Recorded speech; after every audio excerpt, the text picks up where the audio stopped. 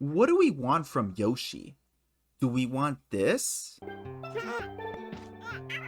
Or this? Maybe this. No, not that. Regardless, what we have is this. Yoshi and the Mysterious Book. Hey, I heard you can't take damage in this new Yoshi game. Is that true? Well, yeah, and actually it's pretty cool because this game is dog shit. Wait, but this game is made for babies. It's made for the maidenless. It's made for people who couldn't get through the Cuphead tutorial. It's made for the people responsible for Nintendo pandering to a younger audience. Okay. The community perception around Yoshi for a while now has been that its games have been reduced to baby's first platformer. And to an extent, I can't really disagree. But as someone who loves Yoshi, I mean, he's my favorite Nintendo character of all time, I think it's a bit of a disservice to say that that's all Yoshi is. He's also a slave. I hate the negative connotation that comes with Yoshi games being too easy. It reminds me of how every time a new From Software game comes out, a lot of people come out to complain about how the game is too difficult and there should be an easy mode. But at least with From Software titles, the general consensus is that its developers' intentions are for the game to be difficult, and that's how they want the players to experience the game, so they shouldn't be forced to make an easy mode. People champion Dark Souls difficulty as part of its identity, and From Software games as a whole. This does not exist on the opposite side of the spectrum. If a game is too easy, it's labeled as boring, it's just for children. There should be a harder difficulty option. It isn't just the game's identity, it's an inherent flaw with the game. You're allowed to not like a game because it's too easy, just the same way you're allowed to not like a game for being too hard. But I feel like every time a new Yoshi game comes out, it's immediately put on the spotlight for being too easy and for babies. Yoshi has this identity for being a children's game. And now... Oh god! Oh my god, here we go again. Why? What compels you to be a child's game when your potential is so much more? Why do you have to make us suffer through yet another slog of a game? Why can't we get a new Yoshi's Island? Why? Yeah, you can't take damage in this game. That was certainly a choice. You get stunned, but you're not gonna die from running into enemies or at least take damage at all. Maybe there are some pits you can fall into? At first glance, this definitely pushes the agenda that Yoshi is just the baby's first platformer. But when you look at what Nintendo hopes to convey through Yoshi as a whole, this direction they decided to take actually starts to make some sense. Every time a new Yoshi game has come out beginning with Woolly World, it feels like the games are getting progressively easier. And when you just look at the game through the lens of difficulty, then yeah, it does kinda look like a problem, but when you consider Nintendo's push to make Yoshi about exploration in a 2D environment, it begins to make a little bit more sense. In developer talks and interviews, there's always an emphasis on exploring the Yoshi world and how collecting everything is where the challenge presents itself in Yoshi games. Replayability with how many collectibles and Easter eggs there are to find. And that seems to be what Yoshi and the Mysterious Book is all about.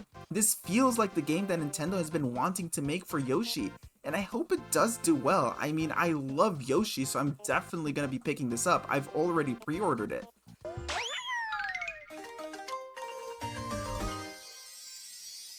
I think the previews really helped this game out though, I'm not gonna lie. When the first trailer came out, even as a Yoshi fan, it looked a little boring. Like there was nothing special apart from the incredible art style and weird creatures. Oh cool, I can put a flower on my back. Wow. I can stick my tongue out? Wow. I can ground pound. Wow, it looks so pretty.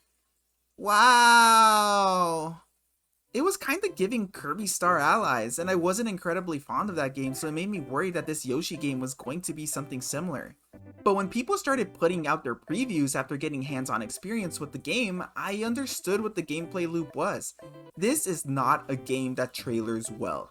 You have to explain what the game is about, and that in and of itself can be a problem, but the previews, Oh, the previews were surprisingly positive. Most of them didn't seem to care about the lack of damage and were praising the gameplay loop of finding weird things in the world. Book? I don't know. I mean, is this world just a book? Or, like, do these creatures exist outside of the book? Who cares?